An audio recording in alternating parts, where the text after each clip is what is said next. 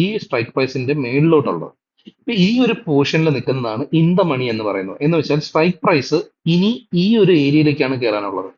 ഇപ്പൊ ഈ ഏരിയയിലുള്ള നിങ്ങൾ ശ്രദ്ധിച്ചാൽ നിങ്ങൾക്ക് മനസ്സിലാവും, ഈ ഏരിയയിലുള്ള നിങ്ങളുടെ കൊടുക്കേണ്ട എമൗണ്ട്, നിങ്ങൾ കൊടുക്കേണ്ട പൈസ കുറച്ചും കൂടെ കൂടുതലായിരിക്കും. എന്ന് വെച്ചാൽ ഇവിടുത്തെ പ്രീമിയം കുറച്ചും കൂടെ കൂടുതലായിരിക്കും. നേരെ മറിച്ച് ഒ ടി എം നിങ്ങൾ നോക്കുകയാണെങ്കിൽ ഓൾറെഡി ഈ ഏരിയ, ആ ഏരിയയിലെ പൈസ കഴിഞ്ഞിട്ടാണ് സ്ട്രൈക്ക് പ്രൈസ് ഈ ഒരു ഏരിയയിലേക്ക് എത്തിയിട്ടുള്ളത്.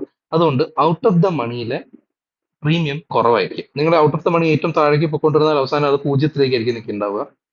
മേളിലേക്ക് വരുന്നതനുസരിച്ച് എല്ലാ തവണയും നിങ്ങൾക്ക് തോന്നുന്നത് ഈ ഒരു ഏരിയയിൽ വാങ്ങിക്കാനാണ് നിങ്ങൾക്ക് കുറച്ചും കൂടെ, നിങ്ങളുടെ ഒരു ബഡ്ജറ്റ് അനുസരിച്ച് നിങ്ങൾ ഔട്ട് ഓഫ് ദ മണി ആയിരിക്കും കൂടുതൽ വാങ്ങിക്കാനുള്ള സാധ്യത വരുന്നത്. പക്ഷെ മനസ്സിലാക്കുക, നിങ്ങൾ ഇതേ കാര്യം തന്നെ കോളിലാണെങ്കിലും പുട്ടിലാണെന്നുണ്ടെങ്കിലും നിങ്ങൾ ഔട്ട് ഓഫ് ദ മണി എടുക്കുന്ന സമയത്ത് ഈ ഏരിയ എന്തായാലും താണ്ടി ഇപ്പുറത്തേക്ക് സ്ട്രൈക്ക് പ്രൈസ് വന്നിട്ടുള്ളത് കൊണ്ട് ഈ ഏരിയയിൽ തീറ്റ ഡിക്കെ എന്ന് പറയുന്നത് നിങ്ങൾ എത്ര നേരം വരെ ഈ ഒരു പെർട്ടിക്കുലർ സ്ട്രൈക്ക് പ്രൈസ് ഹോൾഡ് ചെയ്യുന്നു അത്രത്തോളം അതിൽ തീറ്റ ഡിക്കെ ഉണ്ടാവും.